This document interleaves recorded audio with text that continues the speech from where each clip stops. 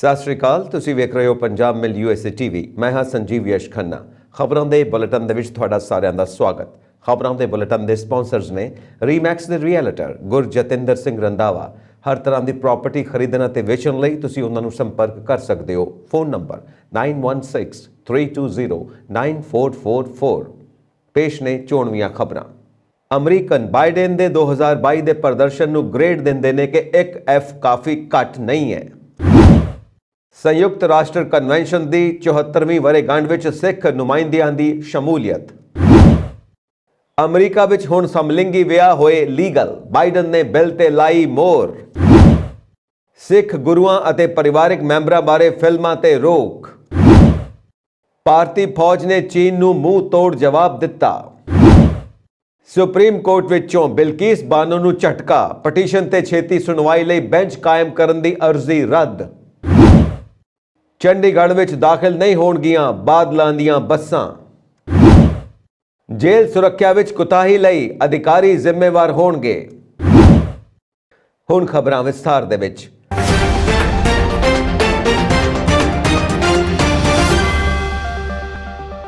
Loan star ਰਾਜ ਦੇ ਵਸਨੀਕਾਂ ਨੇ 2022 ਲਈ ਰਾਸ਼ਟਰਪਤੀ ਬਾਈਡਨ ਦੀ ਸਮੁੱਚੀ ਕਾਰਗੁਜ਼ਾਰੀ ਦਾ ਦਰਜਾ ਦਿੱਤਾ। ਬਹੁਮਤ ਨਾਲ ਉਹਨਾਂ ਨੂੰ ਇੱਕ ਅਸਫਲ ਲੈਟਰ ਗ੍ਰੇਡ ਦਿੱਤਾ ਗਿਆ। ਮੈਨੂੰ ਸੱਚਮੁੱਚ ਨਹੀਂ ਲੱਗਦਾ ਕਿ ਉਹਨਾਂ ਨੇ ਸਾਡੀ ਆਰਥਿਕਤਾ ਦੇ ਮਾਮਲੇ ਵਿੱਚ ਸਾਡੇ ਦੇਸ਼ ਨੂੰ ਅੱਗੇ ਵਧਾਉਣ ਲਈ ਸਖਤ ਫੈਸਲੇ ਲਏ ਨੇ। ਟੈਕਸਾਸ ਦੀ ਇੱਕ ਔਰਤ ਜਿਸ ਨੇ ਬਾਈਡਨ ਨੂੰ F ਜਾਂ D ਮਾਨਤਾ ਦਿੱਤੀ, ਪਰ ਇੱਕ ਹੋਰ ਔਰਤ ਜਿਸ ਨੇ ਬਾਈਡਨ ਨੂੰ B ਦਿੱਤਾ, ਉਹਨਾਂ ਨੇ ਕਿਹਾ ਕਿ ਉਹ ਰਾਸ਼ਟਰਪਤੀ ਤੋਂ ਸੰਤੁਸ਼ਟ ਨੇ, ਖਾਸ ਕਰ ਫੈਡਰਲ ਵਿਦਿਆਰਥੀ ਕਰਜ਼ਾ ਰਾਹਤ ਲਈ ਉਸ ਦੇ ਦਬਾਅ। ਬਹੁਤ ਸਾਰੇ ਹਜ਼ਾਰਾਂ ਸਾਲਾਂ ਅਤੇ ਨੌਜਵਾਨ ਪੀੜ੍ਹੀਆਂ ਕੋਲ ਰਿਹਾਇਸ਼ ਜਾਂ ਆਪਣਾ ਘਰ ਖਰੀਦਣ ਜਾਂ ਕੁਝ ਵਿੱਤੀ ਟੀਚਿਆਂ ਨੂੰ ਪ੍ਰਾਪਤ ਕਰਨ ਤੱਕ ਪਹੁੰਚ ਨਹੀਂ ਹੈ ਜੋ ਪੁਰਾਣੀਆਂ ਪੀੜ੍ਹੀਆਂ ਕਰਨ ਦੇ ਯੋਗ ਸਨ, ਅਤੇ ਵਿਦਿਆਰਥੀ ਕਰਜ਼ਾ ਬਿੱਲ ਯਕੀਨੀ ਤੌਰ ਤੇ ਉਸ ਵਿੱਤੀ ਬੋਝ ਦੀ ਸਹਾਇਤਾ ਕਰਨ ਵਿੱਚ ਮਦਦ ਕਰਦਾ ਹੈ। ਬਾਈਡਨ ਨੇ ਅਗਸਤ ਵਿੱਚ ਇੱਕ ਸੰਘੀ ਵਿਦਿਆਰਥੀ ਕਰਜ਼ਾ ਮੁਆਫੀ ਯੋਜਨਾ ਦੀ ਘੋਸ਼ਣਾ ਕੀਤੀ ਜੋ ਯੋਗ ਉਧਾਰ ਲੈਣ ਵਾਲਿਆਂ ਨੂੰ $20,000 ਤੱਕ ਦੀ ਕਰਜ਼ਾ ਰਾਹਤ ਦੀ ਪੇਸ਼ਕਸ਼ ਕਰਦੀ ਹੈ। ਕਾਨੂੰਨੀ ਚੁਣੌਤੀਆਂ ਨੇ ਪ੍ਰੋਗਰਾਮ ਨੂੰ ਵਿਰਾਮ ਤੇ ਛੱਡ ਦਿੱਤਾ ਅਤੇ ਅਜੇ ਤੱਕ ਕਿਸੇ ਵੀ ਕਰਜ਼ੇ ਨੂੰ ਰੱਦ ਕਰਨਾ ਹੈ। ਇੱਕ ਆਸਟਿਨ ਸਥਾਨਕ ਜੋ ਹਾਲ ਹੀ ਵਿੱਚ ਵਾਸ਼ਿੰਗਟਨ DC ਤੋਂ ਚਲੇ ਗਏ ਨੇ, ਉਹਨਾਂ ਨੇ ਬਾਈਡਨ ਨੂੰ ਇੱਕ C, ਮੈਂ ਆਰਥਿਕਤਾ ਵਿੱਚ ਥੋੜਾ ਨਿਰਾਸ਼ ਹਾਂ, ਮਹਿੰਗਾਈ ਅਸਲ ਵਿੱਚ ਵੱਧ ਗਈ ਹੈ। ਹਾਲ ਹੀ ਦੇ APNORC ਪੋਲ ਵਿੱਚ ਬਾਈਡਨ ਦੀ ਪ੍ਰਵਾਨਗੀ ਰੇਟਿੰਗ 43% ਤੇ ਬੈਠੀ ਹੈ, ਜਦੋਂ ਕਿ 28% ਅਮਰੀਕੀ ਬਾਲਗਾਂ ਨੇ ਕਿਹਾ ਕਿ ਦੇਸ਼ ਸਹੀ ਦਿਸ਼ਾ ਵੱਲ ਜਾ ਰਿਹਾ ਹੈ। ਟ੍ਰੈਵਿਸ ਜਿਸ ਨੇ ਬਾਈਡਨ ਨੂੰ F ਮਾਨਤਾ ਦਿੱਤੀ, ਉਹਨਾਂ ਨੇ ਯੂਕਰੇਨ ਵਿੱਚ ਯੁੱਧ ਦੇ ਰਾਸ਼ਟਰਪਤੀ ਦੇ ਸਮਰਥਨ ਨੂੰ ਆਪਣੇ ਰਾਸ਼ਟਰਪਤੀ ਦੇ ਕਾਰਜਕਾਲ ਵਿੱਚ ਇੱਕ ਨੀਵਾਂ ਬਿੰਦੂ ਦੱਸਿਆ। ਉਸ ਦਾ ਸਭ ਤੋਂ ਮਾੜਾ ਪ੍ਰਦਰਸ਼ਨ ਸ਼ਾਇਦ ਸਾਨੂੰ ਯੂਕਰੇਨ ਵਿੱਚ ਯੁੱਧ ਵਿੱਚ ਲਿਆ ਰਿਹਾ ਸੀ। ਉਹ ਦੂਜੇ ਲੋਕਾਂ ਦੀਆਂ ਸਰਹੱਦਾਂ, ਯੂਕਰੇਨ ਦੀਆਂ ਸਰਹੱਦਾਂ ਬਾਰੇ ਚਿੰਤਿਤ ਨੇ, ਪਰ ਉਹ ਸੰਯੁਕਤ ਰਾਜ ਦੀਆਂ ਸਰਹੱਦਾਂ ਬਾਰੇ ਚਿੰਤਿਤ ਨਹੀਂ ਹਨ। ਮੈਨੂੰ ਇਹ ਡਰਾਉਣਾ ਲੱਗਦਾ ਹੈ। ਇੱਕ ਹੋਰ ਟੈਕਸਨ ਨੇ ਰਾਸ਼ਟਰਪਤੀ ਪ੍ਰਤੀ ਉਸ ਦੀ ਸਰਵਉੱਚ ਅਸੰਤੁਸ਼ਟੀ ਨੂੰ ਦਰਸਾਉਣ ਲਈ ਬਾਈਡਨ ਨੂੰ ਇੱਕ Z ਦਾ ਦਰਜਾ ਦਿੱਤਾ। ਇੱਕ F ਤੋਂ ਘੱਟ ਕੀ ਹੈ? ਇੱਕ Z ਵਾਂਗ। ਅਸੀਂ ਇਸ ਨੂੰ Z ਕਹਾਂਗੇ। ਇਹ ਤੁਹਾਡੇ ਲਈ ਜਿੰਨਾ ਘੱਟ ਜਾ ਸਕਦਾ ਹੈ ਉਸ ਨੂੰ ਦੱਸਿਆ।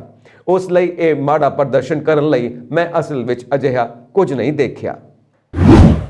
ਸੰਯੁਕਤ ਰਾਸ਼ਟਰ UN ਦਾ ਨਸਲਕੁਸ਼ੀ ਦੇ ਅਪਰਾਧ ਤੇ ਇਸ ਅਪਰਾਧ ਦੀ ਰੋਕਥਾਮ ਦੇ ਪੀੜਤਾਂ ਦੀ ਯਾਦਗਾਰ ਅਤੇ ਸਨਮਾਨ ਦਾ ਅੰਤਰਰਾਸ਼ਟਰੀ ਦਿਵਸ, ਜੋ ਹਰ ਸਾਲ 9 ਦਸੰਬਰ ਨੂੰ ਦੁਨੀਆ ਭਰ ਵਿੱਚ ਨਸਲਕੁਸ਼ੀ ਦੇ ਪੀੜਤਾਂ ਦੀ ਯਾਦ ਵਿੱਚ ਨਸਲਕੁਸ਼ੀ ਕਨਵੈਨਸ਼ਨ ਦੀ ਵਰ੍ਹੇਗੰਢ ਦੇ ਸਨਮਾਨ ਲਈ ਮਨਾਇਆ ਜਾਂਦਾ ਹੈ। ਇਸ ਸਾਲ ਨਸਲਕੁਸ਼ੀ ਬਾਰੇ ਸੰਯੁਕਤ ਰਾਸ਼ਟਰ ਕਨਵੈਨਸ਼ਨ ਦੀ 74ਵੀਂ ਵਰ੍ਹੇਗੰਢ ਤੇ ਸੰਯੁਕਤ ਰਾਸ਼ਟਰ ਹੈੱਡਕੁਆਰਟਰ ਵਿਖੇ ਸਿੱਖ ਕੌਮ ਦੇ ਨੁਮਾਇੰਦੇ ਵੀ ਪੁੱਜੇ। ਸਿੱਖ ਭਾਈਚਾਰੇ ਦੀ ਇਹ ਸ਼ਮੂਲੀਅਤ ਹਰ ਸਿੱਖ ਲਈ ਮਾਣ ਵਾਲੀ ਗੱਲ ਹੈ।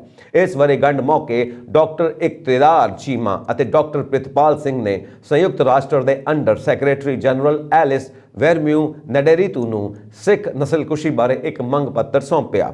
ਦੱਸਣਯੋਗ ਹੈ ਕਿ 9 ਦਸੰਬਰ 1948 ਨੂੰ ਸੰਯੁਕਤ ਰਾਸ਼ਟਰ ਜਨਰਲ ਅਸੈਂਬਲੀ UNGA ਦੁਆਰਾ ਪਹਿਲੀ ਵਾਰ ਮਨੁੱਖੀ ਅਧਿਕਾਰ ਸੰਧੀ ਨੂੰ ਅਪਣਾਇਆ ਗਿਆ ਸੀ। ਜ਼ਿਕਰਯੋਗ ਹੈ ਕਿ ਸਾਲ 1984 ਵਿੱਚ ਦਿੱਲੀ ਸਮੇਤ ਭਾਰਤ ਦੇ ਬਹੁਤ ਸਾਰੇ ਹਿੱਸਿਆਂ ਵਿੱਚ ਸਿੱਖ ਨਸਲਕੁਸ਼ੀ ਕੀਤੀ ਗਈ ਸੀ, ਜਿਸ ਦੇ ਰੋਸ ਵਜੋਂ ਅਮਰੀਕਨ ਸਿੱਖ ਕਾਂਗਰੈਸ਼ਨਲ ਕਮੇਟੀ ਵੱਲੋਂ ਸਮੇਂ-ਸਮੇਂ ਤੇ ਆਵਾਜ਼ ਉਠਾਈ ਜਾਂਦੀ ਰਹੀ ਹੈ। ਡਾਕਟਰ ਪ੍ਰਿਤਪਾਲ ਸਿੰਘ ਨੇ ਦੱਸਿਆ ਕਿ 1984 ਦਾ ਦੌਰ ਇੱਕ ਘਿਨਾਉਣਾ ਸਮਾਂ ਸੀ, ਜਿਸ ਦੌਰਾਨ ਹੋਈ ਨਸਲਕੁਸ਼ੀ ਨੇ ਦੁਨੀਆ ਭਰ ਦੇ ਸਿੱਖ ਹਿਰਦਿਆਂ ਨੂੰ ਵਲੂੰਦਰ ਦਿੱਤਾ ਸੀ। यूएन विच इस संबंधी लगातार आवाज़ उठाई जाती रहेगी ताकि सिख कौम नूं इंसाफ मिल सके। अमरीका विच हुण समलिंगी विआह कानूनी होणगे। अमरीका के दोहां सदनां तो मंजूरी मिलन तो बाद राष्ट्रपति जो बाइडेन ने व्हाइट हाउस समारोह विच गे मैरिज बिल ते दस्तखत करके इस ते मोहर ला दी। हाल ही विच अमरीकी सदन के हेठले सदन हाउस ऑफ रिप्रजेंटेटिव ने समलिंगी विआहां नूं सुरक्षा देण वाले बिल नूं अंतिम मंजूरी दे दी। इसने संसद के उपरले सदन सैनेट विच पहला ही मंजूरी मिल चुकी सी। इस तरह इस बिल ने कानून का रूप ले लिया। इस समलिंगी विआह बिल ते दस्तखत करने तो बाद जो बाइडन ने ट्वीट किया ते कहा, अज का दिन बहुत चंगा है। अज अमरीका ने बराबरी की दिशा विच एक होर कदम पुट्टिया है। एक आज़ादी और न्याय वाल कदम ने ना सिर्फ कुछ लई सगों सारियां लई, क्योंकि अज मैं मैरिज बिल ते दस्तखत कीते ने। जो बाइडन ने व्हाइट हाउस के साउथ लॉन विच कहा कि यह कानून हर तरह की नफरत के खिलाफ एक झटका है और इसलिए यह कानून हर अमरीकी लई अहम है। राष्ट्रपति जो बाइडन ने समलिंगी विआह के कानून ते दस्तखत करते देखने लई मंगलवार दोपहर नूं हज़ारां दी भीड़ जश्न मनाउण लई निकली। राष्ट्रपति जो बाइडन का इस कानून ते हस्ताक्षर करना और इस तरह समलिंगी विआह नूं कानूनी मान्यता देना अमरीका के इतिहास विच एक वड्डा कदम है। साहबजादियां दी शहादत बारे बनी फिल्म दास्ताने सरहंद नूं लैके पैदा हुए विवाद तो बाद अज श्रोमणी कमेटी ने सिखां दीआं भावनावां नूं ध्यान विच रखदिआं गुरु साहिबान अते उन्हां दे परिवारक मैंबरां दे किरदार नूं किसी भी तरह दीआं फिल्मां राहीं पेश करन ते अगले हुक्मां तक मुकम्मल रोक लगा दित्ती है। यह फैसला धर्म प्रचार कमेटी की मीटिंग विच लिया गया। श्रोमणी कमेटी के प्रधान एडवोकेट हरजिंदर सिंह धामी की अगवाई हेठ हुई मीटिंग विच सिख जरनैल अकाली बाबा फूला सिंह की 200 साल शहीदी शताब्दी के समागम उलीकण लई श्रोमणी कमेटी ते निहंग सिंह दलां ने नुमाइंदियां की एक सांझी कमेटी गठित करने का भी फैसला किया गया। एडवोकेट धामी ने कहा कि पिछले समय दौरान सिख गुरु साहिबान ते उन्हां दे परिवारिक मैंबरां ते फिल्मां बनाउण दे रुझान कारण सिख संगत का भारी रोस पाया गया है, जिस दे मद्देनज़र श्रोमणी कमेटी ने किसी भी तरह दीआं फिल्मां राहीं गुरु साहिबान अते उन्हां दे परिवारिक मैंबरां दे किरदार नूं फिल्माउण ते रोक लगाई है। उन्हां दस्सिया कि वख-वख धार्मिक सभा सोसाइटियां अते संगत दे एतराज़ विचारण मगरों यह फैसला लिया गया।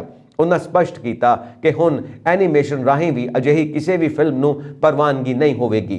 जिक्रयोग है कि एनीमेटेड फिल्म छोटे साहबजादे की कामयाबी मगरों अजिहियां एनीमेशन फिल्मां बनाउण दा रुझान वध गया सी, पर हुण दास्ताने सरहंद फिल्म का भारी विरोध होया है, जिस कारण ही यह फिल्म रिलीज़ नहीं हो सकी। अकाली बाबा फूला सिंह की मार्च 2023 विच आ रही 200 साला शहीदी शताब्दी बारे उन्हें दस्सिया कि इस संबंध में निहंग सिंह जथेबंदियां अते श्रोमणी कमेटी वालों सांझे तौर पर समागम किए जाएंगे। इस बारे निहंग जथेबंदी बुढ़ा दल के मुखी बाबा बलबीर सिंह नाल विचार मगरों सांझी कमेटी गठित की जाएगी। उन्हें दस्सिया कि इस कमेटी विच श्रोमणी कमेटी अते निहंग सिंह दलां दे 3 मैंबर शामिल किए जाएंगे। रखिया मंत्री राजनाथ सिंह ने अज संसद विच दस्सिया कि चीन के फौजियों ने तवांग सैक्टर के यांगसे खेतर विच मौजूदा स्थिति नूं बदलण की एक पासड़ कोशिश की, जिसका भारत के जवानों ने करारा जवाब दिता अते उन्हां नूं वापस जाण लई मजबूर कर दिता। उन्हां दस्सिया कि इस झड़प विच किसी भी फौजी की मौत नहीं हुई ते ना ही कोई गंभीर जख्मी होया। उन्हें कहा कि यह मुद्दा चीनी हमरुतबा नाल कूटनीतिक पद्धर ते भी चुकिया गया है अते इस तरह की कार्रवाई लई वरजिया गया है। लोक सभा विच राजनाथ ने यह भी कहा कि भारतीय फौजियों ने बहादुरी नाल स्थिति का सामना किया अते भारतीय कमांडरां वल्लों समय ते दिते दखल कारण चीनी फौजी अपने ठिकाणिਆਂ ते वापस चले गए। उन्हें इस तो पहला राज सभा विच यही बयान दिता। उन्हें कहा 9 दिसंबर 2022 नूं चीन के फौजियों ने तवांग सैक्टर के यांगसे खेतर विच असल कंट्रोल रेखा ते मौजूदी स्थिति नूं एक पासड़ ढंग नाल बदलण की कोशिश की। चीन की इस कोशिश का साडी फौज ने बहादुरी नाल सामना किया। उन्हें कहा इस झड़प विच हत्थों पाई हुई भारतीय सेना ने बहादुरी नाल चीनी फौजियों नूं साडे इलाके चों दाखिल होण तो रोकिया अते उन्हां नूं उन्हां दी चौकी ते वापस जाण लई मजबूर कर दिता। उन्हें कहा कि इस झड़प विच दोवां धिरां दे कुछ फौजियां नूं सट्टां वजियां ने। उन्हें कहा मैं इस सदन नूं यह दसना चाहुंदा कि साडे किसी भी सैनिक की मौत नहीं हुई अते ना ही कोई गंभीर जख्मी होया। उन्हें कहा कि इस घटना तो बाद इलाके के स्थानक कमांडर ने 11 दिसंबर नूं अपने चीनी हमरुतबा नाल फ्लैग मीटिंग करके घटना ते चर्चा की। उन्हें कहा कि चीनी धिर नूं अजिही कार्रवाई लई वरजिया गया अते सरहद ते शांति बनाए रखण लई कहा गया। उन्होंने कहा कि यह मुद्दा चीन नाल कूटनीतिक पद्धर ते भी चुकिया गया है। उन्होंने कहा कि भारतीय फौज साडियां सरहदां नूं सुरक्षित रखने लई पूरी तरह वचनबद्ध है ते इस खिलाफ कोई भी कोशिश रोकण लई हमेशा तैयार है। भारत ਅਤੇ चीन विचाले सरहदी विवाद एक बार फिर डूंगा हो गया। लद्दाख वांग हुण अरुणाचल विच भी दोवां मुल्कां दे फौजियां विचाले झड़प हो गई। 9 दसंबर ਨੂੰ अरुणाचल प्रदेश के तवांग सैक्टर ਵਿੱਚ चीनी फौजियां ने पूरी योजनाबंदी नाल भारतीय खेतर ਵਿੱਚ दाखिल होने की कोशिश की, पर भारतीय फौजियां के सामने उन्हां दी एक न चली। इस झड़प ਵਿੱਚ 9 भारती ਅਤੇ 22 चीनी सैनिकों के ਜ਼ਖਮੀ होने की खबर है। अरुणाचल ਵਿੱਚ भारत ਅਤੇ चीन के सैनिकों विचाले झड़प का वीडियो सामने आया। जिवें ही चीनी फौजियां ने आरजी कंध ते लगे बैरीकेड नूं तोड़ के भारतीय इलाके ਵਿੱਚ दाखिल होने की कोशिश की तां तैयार भारतीय फौजां ने जबरदस्त मुकाबला किया ਅਤੇ ਉਹਨਾਂ ਨੂੰ ਭਜਾ ਦਿੱਤਾ। सोशल मीडिया ਤੇ वायरल हुई इस वीडियो ਵਿੱਚ दावा किया जा रहा है कि यह भारतीय चीनी सैनिकों विचाले झड़प का एक वीडियो है। हालांकि अजे तक इसकी पुष्टि नहीं हुई। दरअसल 17,000 फुट उच्ची चोटी ते 300 तो वध चीनी फौजी कब्जा करने की कोशिश कर रहे सन, जिवें 1999 ਵਿੱਚ पाकिस्तानी फौज ने कारगिल ਵਿੱਚ ਕੀਤਾ ਸੀ। 2 मिनट 47 ਸੈਕਿੰਡ ਦੇ इस वीडियो ਵਿੱਚ भारतीय फौजी चीनी फौजियां नाल जबरदस्त लड़ रहे हैं। चीनी फौजियां के हत्थों में डंडे नज़र आ रहे हैं। मोढियां ते आधुनिक राइफलां लटक रही ने। वीडियोग्राफी लई वो अपने नाल ड्रोन भी लैके आए सन। इस तो इलावा वो इलैक्ट्रिक बैटन नाल लैस सन। इसलिए भारतीय फौजी भी डंडे लैके खड़े सन। जदों उन्होंने तार तोड़ के अंदर वड़न की कोशिश की तो भारतीय जवान उससे टुट गए। चीनी फौजियां ने पिछे हटन लई मजबूर होना पिया। भारतीय फौज ने डंडियां नाल कुट्टे अपने इलाके विच वड़दे चीनी फौजी अरुणाचल प्रदेश के तवांग सैक्टर विच भारत और चीन के फौजियां विचाले झड़प के मामले ते चर्चा की मंग लई कांग्रेस समेत विरोधी पार्टियां ने अज राज्य सभा विच हंगामा किया, पर उन्हां दी मंग पूरी ना हुई। इस तो बाद कांग्रेस, तृणमूल कांग्रेस, समाजवादी पार्टी, राष्ट्रवादी कांग्रेस पार्टी, राष्ट्रीय जनता दल समेत कई विरोधी पार्टियां ने विरोध विच सदन चों वॉकआउट किया। सुप्रीम कोर्ट ने सामूहिक बलात्कार मामले के 11 दोषियों की रिहाई विरुद्ध बिल्कीस बानो की पटीशन से सुनवाई लई छेती बेंच कायम करने की मंग वाली अर्जी ते विचार करने तो इनकार कर दिता। चीफ जस्टिस DY चंद्रचूड़ और जस्टिस PS नरसिम्हा के बेंच नूं बानो वालों पेश वकील शोभा गुप्ता ने अपील की कि केस की सुनवाई लई एक होर बेंच कायम करने की लोड़ है। इसलिए पटीशन सूचीबद्ध की जाए। चीफ जस्टिस ने कहा कि इस नूं सूचीबद्ध किया जाएगा। कृपा करके इक्को गल दा वार-वार ना जिक्र करो। पंजाब के ट्रांसपोर्ट मंत्री लालजीत सिंह भुल्लर ने दावा किया कि सूबा सरकार ने अहम फैसला लैंदियां अंतरराजी रूटां ते बादल परिवार ते वड्डे बस ऑपरेटरां दीयां निजी बसां दा एकाधिकार खत्म कर दिता है। उन्होंने दस्सिया कि बादल परिवार ने 2007 तो 2017 तक अपनी सरकारों के कार्यकाल दौरान अपने कथित तौर पर निजी कारोबार लई योजनावां बनाईयां ते बाद विच कांग्रेस सरकार ने भी बादलों के ट्रांसपोर्ट कारोबार चलाउण विच मदद की। उन्होंने कहा कि कांग्रेस वालों इसे मंशे तहत पंजाब ट्रांसपोर्ट स्कीम 2018 बनाई गई, जिस विच सरकार की हिस्सेदारी घटा के वड्डे बस ऑपरेटरां नूं फायदा पहुंचाया गया। इसका सीधा लाभ बादल परिवार नूं मिलिया ते चंडीगढ़ विच बादल परिवार दीयां बसां दा दाखला लगातार जारी रहा। इस नाल सरकारी खजाने नूं वड्डी पद्धर ते ढाह लाई जाती रही। कैबिनेट मंत्री ने दस्सिया कि पंजाब ट्रांसपोर्ट स्कीम 2018 विच सोध करके इस नूं पंजाब ट्रांसपोर्ट सोध स्कीम 2022 कर दिता गया। ट्रांसपोर्ट मंत्री ने कहा कि स्कीम की क्लाज 3 दे लड़ी नंबर 20 विच तरमीम नाल हुण 100% हिस्सेदारी नाल सिर्फ सूबा सरकार दीयां बसां ही चंडीगढ़ विच दाखिल हो सकणगियां। उन्होंने दस्सिया कि अंतरराजी रूटां ते 39 जां इस तो वध सवारियां दी समर्था वालियां एयर कंडीशनड स्टेज कैरेज बसां सिर्फ स्टेट ट्रांसपोर्ट अंडरटेकिंग्स वालों ही चलाईयां जाणगियां। ट्रांसपोर्ट मंत्री ने दोष लाया कि बादल परिवार अपने निज लई खजाने नूं खोरा लाउंदा रहा अते अपने ते अपने साथियों के कारोबार नूं वधाउण लई मन मर्जी दीयां स्कीमां बनाउंदा रहा। पंजाब सरकार वालों सूबे दीयां जेलों के हालात सुधारन लई विड्डी मुहिम का जायजा लैण लई अज मुख मंत्री भगवंत मान ने नाभा स्थित नवीं जिला जेल का अचानक मुआयना किया। उन्होंने जिथे बैरकां का निरीक्षण किया उत्थे ही कैदियों नाल गलबात भी की अते उन्हां दीयां मुश्किलां सुणीआं। उन्होंने आख्या कि सूबे भर दीयां जेलों की सुरक्षा विच किसी भी तरह की कोताही लई संबंधित जेल अधिकारी अते स्टाफ जिम्मेवार होवेगा। मुख मंत्री ने स्पष्ट किया कि सूबे भर दीयां जेलों विच विग्यानिक लीहां के आधार पर पुख्ता सुरक्षा ढांचा मुहैया करवाया जा रहा है। ਉਹਨਾਂ ਕਿਹਾ ਕਿ ਜੇਲ੍ਹਾਂ ਵਿੱਚ ਸੁਰੱਖਿਆ ਤੰਤਰ ਨੂੰ ਸਮੇਂ ਦੇ ਹਾਣ ਦਾ ਬਣਾਉਣ ਲਈ ਸੂਬਾ ਸਰਕਾਰ ਨੇ ਵਿਭਾਗ ਨੂੰ ਵਾਹਨ ਮੁਹੱਈਆ ਕਰਨ ਦੇ ਨਾਲ ਜੇਲ੍ਹਾਂ ਵਿੱਚ ਜੈਮਰ, ਡੋਰ ਮੈਟਲ ਡਿਟੈਕਟਰ ਅਤੇ ਹੋਰ ਉਪਕਰਨ ਪਹਿਲਾਂ ਹੀ ਲਾ ਦਿੱਤੇ ਨੇ। ਉਹਨਾਂ ਕਿਹਾ ਕਿ ਜੇਲ੍ਹਾਂ ਵਿੱਚ ਮੋਬਾਈਲ ਫੋਨ ਅਤੇ ਨਸ਼ੇ ਮਿਲਣ ਦੇ ਰੁਝਾਨ ਨੂੰ ਮੁਕੰਮਲ ਰੂਪ ਵਿੱਚ ਠੱਲ ਪਾਉਣ ਲਈ ਸਰਕਾਰ ਪੂਰੀ ਤਰ੍ਹਾਂ ਯਤਨਸ਼ੀਲ ਹੈ ਤੇ ਜੇਲ੍ਹ ਸਟਾਫ ਦੀ ਅਜਿਹੀ ਕੁਤਾਹੀ ਬਰਦਾਸ਼ਤ ਨਹੀਂ ਕੀਤੀ ਜਾਵੇਗੀ। ਉਹਨਾਂ ਚੇਤਾਵਨੀ ਦਿੱਤੀ ਕਿ ਜਿਹੜਾ ਅਧਿਕਾਰੀ ਇਸ ਤਰ੍ਹਾਂ ਦੀਆਂ ਕੁਤਾਹੀਆਂ ਲਈ ਜ਼ਿੰਮੇਵਾਰ ਪਾਇਆ ਗਿਆ ਉਸ ਖਿਲਾਫ ਸਖਤ ਕਾਰਵਾਈ ਅਮਲ ਵਿੱਚ ਲਿਆਂਦੀ ਜਾਵੇਗੀ। ਜੇਲ੍ਹਾਂ ਵਿੱਚ ਨਸ਼ਿਆਂ ਅਤੇ ਮੋਬਾਈਲ ਫੋਨਾਂ ਦੀ ਸਪਲਾਈ ਤੇ ਸਖਤੀ ਨਾਲ ਨੱਥ ਪਾਉਣ ਦੀ ਲੋੜ ਤੇ ਜ਼ੋਰ ਦਿੰਦਿਆਂ ਮੁੱਖ ਮੰਤਰੀ ਨੇ ਇਸ ਗੈਰ ਕਾਨੂੰਨੀ ਕਵਾਇਦ ਨੂੰ ਰੋਕਣ ਲਈ ਅਧਿਕਾਰੀਆਂ ਨੂੰ ਆਦੇਸ਼ ਦਿੱਤੇ। ਉਹਨਾਂ ਕਿਹਾ ਕਿ ਜੇਲ੍ਹਾਂ ਦੀ ਸੁਰੱਖਿਆ ਨੂੰ ਸੂਬਾ ਸਰਕਾਰ ਸਭ ਤੋਂ ਵੱਧ ਤਰਜੀਹ ਦੇ ਰਹੀ ਹੈ ਅਤੇ ਇਸ ਨਾਲ ਕਿਸੇ ਵੀ ਤਰ੍ਹਾਂ ਦਾ ਸਮਝੌਤਾ ਬਰਦਾਸ਼ਤ ਨਹੀਂ ਕੀਤਾ ਜਾਵੇਗਾ। ਜੇਲ੍ਹ ਬੰਦੀਆਂ ਵਿਚਾਲੇ ਅਨੁਸ਼ਾਸਨਹੀਨਤਾ ਦੀਆਂ ਵੱਧਦੀਆਂ ਘਟਨਾਵਾਂ ਤੇ ਡੂੰਘੀ ਚਿੰਤਾ ਪ੍ਰਗਟ ਕਰਦਿਆਂ ਉਹਨਾਂ ਕਿਹਾ ਕਿ ਅਧਿਕਾਰੀ ਢੁਕਵੇਂ ਕਦਮ ਚੁੱਕ ਕੇ ਇਸ ਰੁਝਾਨ ਨੂੰ ਨੱਥ ਪਾਉਣ। ਕੀ ਗੁਜਰਾਤ ਵਿੱਚ ਜੇਤੂ ਰਹੇ ਆਪ ਵਿਧਾਇਕਾਂ ਤੇ ਪੰਜਾਬ ਸਰਕਾਰ ਨੇ ਛਤਰੀ ਤਾਣ ਲਈ ਹੈ? ਪੰਜਾਬ ਭਵਨ ਚੰਡੀਗੜ੍ਹ ਵਿੱਚ ਗੁਜਰਾਤ ਦੇ 5 ਵਿਧਾਇਕਾਂ ਦੇ ਨਾਂ ਤੇ ਹੋਈ ਬੁਕਿੰਗ ਤੋਂ ਇਹ ਗੱਲ ਸੱਚ ਜਾਪਦੀ ਹੈ। ਚੇਤੇ ਰਹੇ ਕਿ ਗੁਜਰਾਤ ਵਿੱਚ ਆਮ ਆਦਮੀ ਪਾਰਟੀ ਦੇ 5 ਵਿਧਾਇਕ ਜੇਤੂ ਰਹੇ ਜਿਨ੍ਹਾਂ ਤੇ ਭਾਜਪਾ ਵੱਲੋਂ ਡੋਰੇ ਪਾਉਣ ਦੀ ਚਰਚਾ ਹੈ। ਸੂਤਰਾਂ ਅਨੁਸਾਰ ਆਪ ਦੇ 5 ਵਿਧਾਇਕ ਗੁਜਰਾਤ ਤੋਂ ਪੰਜਾਬ ਪੁੱਜ ਗਏ ਨੇ, ਜਿਨ੍ਹਾਂ ਵਿੱਚੋਂ 2-3 ਵਿਧਾਇਕ ਅੱਜ ਸ਼੍ਰੀ ਹਰਿਮੰਦਰ ਸਾਹਿਬ ਦੇ ਦਰਸ਼ਨਾਂ ਲਈ ਵੀ ਗਏ। ਬੇਸ਼ੱਕ ਸੂਬਾ ਸਰਕਾਰ ਇਸ ਦੀ ਤਾਫ ਨਹੀਂ ਕੱਢ ਰਹੀ, ਪਰੰਤੂ ਇਹਨਾਂ ਦੀ ਪ੍ਰਾਹੁਣਾਚਾਰੀ ਕੀਤੀ ਜਾ ਰਹੀ ਹੈ। ਆਪ ਨੂੰ ਖਦਸ਼ਾ ਹੈ ਕਿ ਇਹ ਵਿਧਾਇਕ ਭਾਜਪਾ ਦੇ ਹੱਥ ਵਿੱਚ ਨਾ ਚੜ ਜਾਣ, ਭਾਜਪਾ ਦੇ ਰੱਥ ਵਿੱਚ ਸਵਾਰ ਨਾ ਹੋ ਜਾਣ। ਲੰਘੇ ਦਿਨਾਂ ਤੋਂ ਇਹ ਚਰਚੇ ਵੀ ਜ਼ੋਰਾਂ ਤੇ ਨੇ ਕਿ ਗੁਜਰਾਤ ਵਿਚਲੇ ਆਪ ਵਿਧਾਇਕ ਭਾਜਪਾ ਦਾ ਪੱਲਾ ਫੜ ਸਕਦੇ ਨੇ। ਇੱਕ ਆਪ ਵਿਧਾਇਕ ਭੂਪਿਤ ਭਿਆਨੀ ਨੇ ਤਾਂ ਚੋਣਾਂ ਜਿੱਤਣ ਮਗਰੋਂ ਭਾਜਪਾ ਲੀਡਰਸ਼ਿਪ ਦੀ ਤਾਰੀਫ ਵੀ ਕਰ ਦਿੱਤੀ ਸੀ, ਪਰ ਇਹ ਵੱਖਰੀ ਗੱਲ ਹੈ ਕਿ ਇਸ ਵਿਧਾਇਕ ਨੇ ਦੂਜੇ ਦਿਨ ਹੀ ਇਸ ਤਾਰੀਫ ਨਾਲੋਂ ਆਪਣੇ ਆਪ ਨੂੰ ਵੱਖ ਕਰ ਲਿਆ ਸੀ।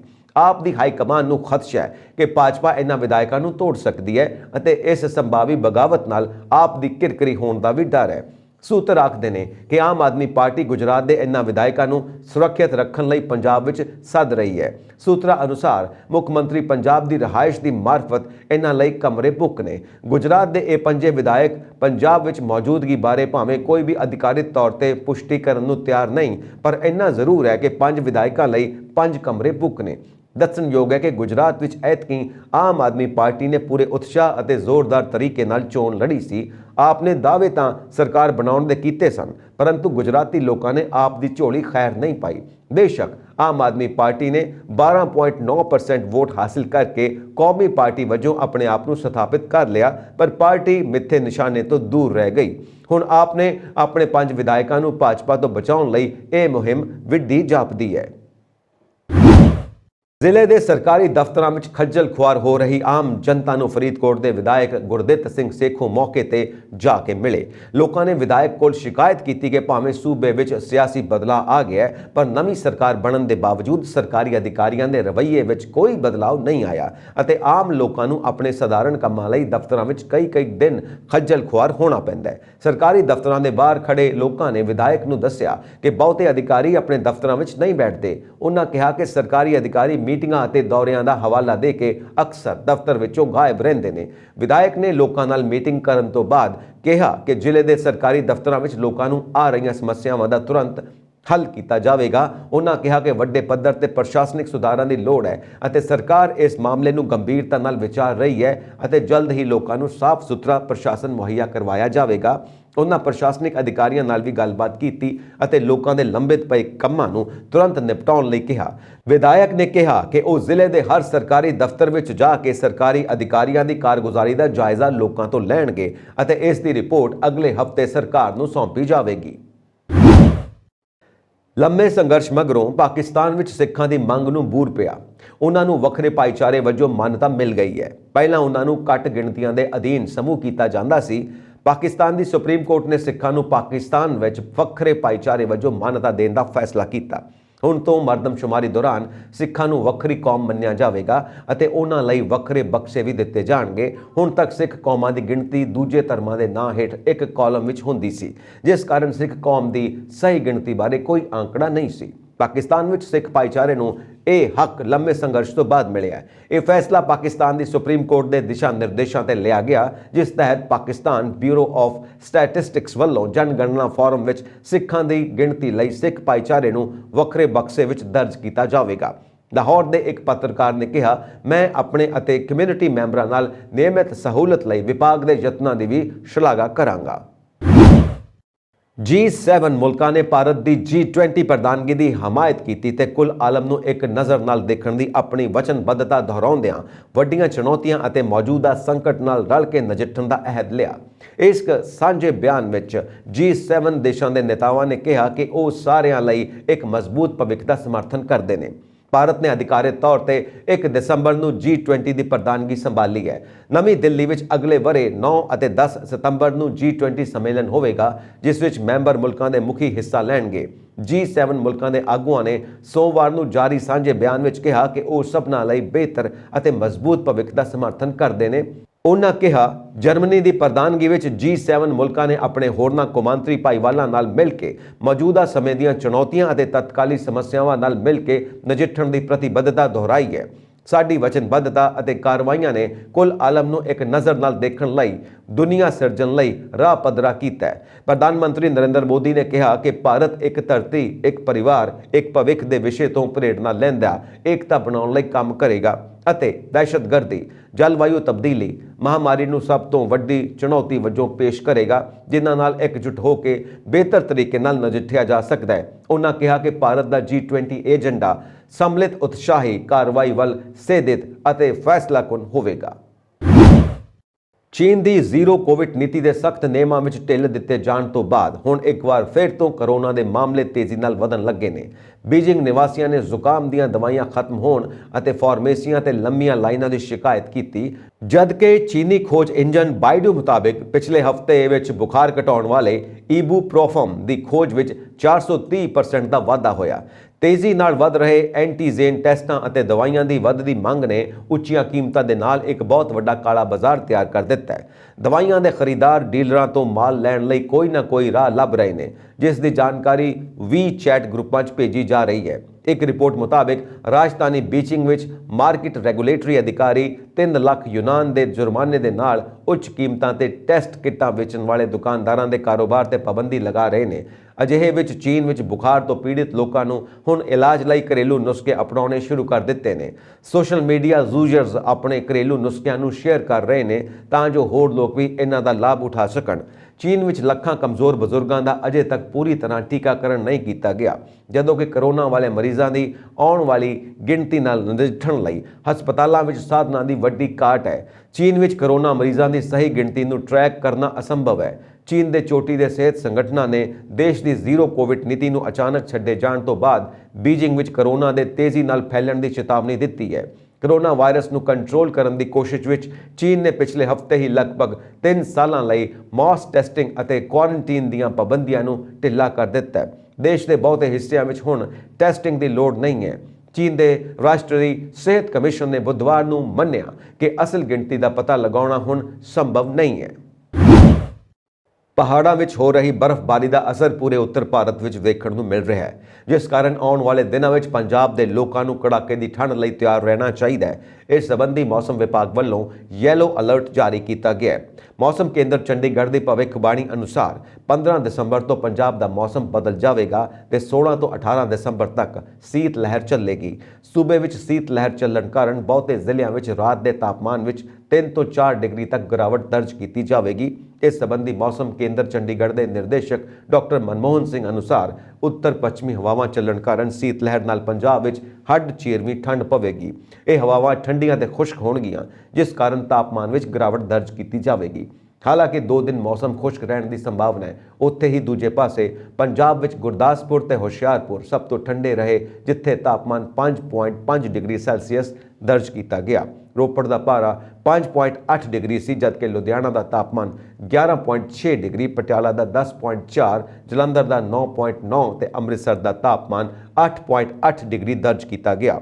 ਦੱਸ ਦਈਏ ਕਿ ਮੌਸਮ ਵਿਭਾਗ ਅਨੁਸਾਰ ਪੱਛਮੀ ਗੜਬੜੀ ਦੇ ਕਾਰਨ ਪਹਾੜਾਂ ਤੇ ਹੋ ਰਹੀ ਬਰਫ਼ਬਾਰੀ ਦਾ ਅਸਰ ਪੂਰੇ ਉੱਤਰ ਭਾਰਤ ਵਿੱਚ ਦੇਖਣ ਨੂੰ ਮਿਲ ਰਿਹਾ ਹੈ। ਅਗਲੇ 2 ਤੋਂ 3 ਦਿਨਾਂ ਵਿੱਚ ਦਿੱਲੀ, NCR, ਹਰਿਆਣਾ, ਪੰਜਾਬ, ਰਾਜਸਥਾਨ, ਪੱਛਮੀ ਉੱਤਰ ਪ੍ਰਦੇਸ਼, ਗੁਜਰਾਤ ਤੇ ਪੱਛਮੀ ਮੱਧ ਪ੍ਰਦੇਸ਼ ਵਿੱਚ ਘੱਟੋ ਘੱਟ ਤਾਪਮਾਨ ਵਿੱਚ 3 ਤੋਂ 4 ਡਿਗਰੀ ਤੱਕ ਦੀ ਕਮੀ ਹੋ ਸਕਦੀ ਹੈ। ਤਾਮਿਲਨਾਡੂ, ਲਕਸ਼ਦੀਪ, ਕਰਨਾਟਕ ਦੇ ਕੁਝ ਹਿੱਸਿਆਂ ਅਤੇ ਅੰਡੇਮਾਨ ਤੇ ਨਿਕੋਬਾਰ ਦੇ ਦੱਖਣੀ ਹਿੱਸਿਆਂ ਵਿੱਚ ਹਲਕੀ ਤੋਂ ਦਰਮਿਆਨੀ ਬਾਰਿਸ਼ ਦੇ ਨਾਲ ਕਿਤੇ-ਕਿਤੇ ਭਾਰੀ ਬਾਰਿਸ਼ ਵੀ ਹੋ ਸਕਦੀ ਹੈ। ਇਹ ਸਨ ਅੱਜ ਦੀਆਂ ਮੁੱਖ ਖਬਰਾਂ। ਹੋਰ ਅਪਡੇਟਸ ਦੇ ਲਈ ਵੇਖਦੇ ਰਹੋ ਪੰਜਾਬ ਮੇਲ USA TV। ਸਬਸਕ੍ਰਾਈਬ ਕਰੋ ਪੰਜਾਬ ਮੇਲ USA TV। ਸਤਿ ਸ਼੍ਰੀ ਅਕਾਲ।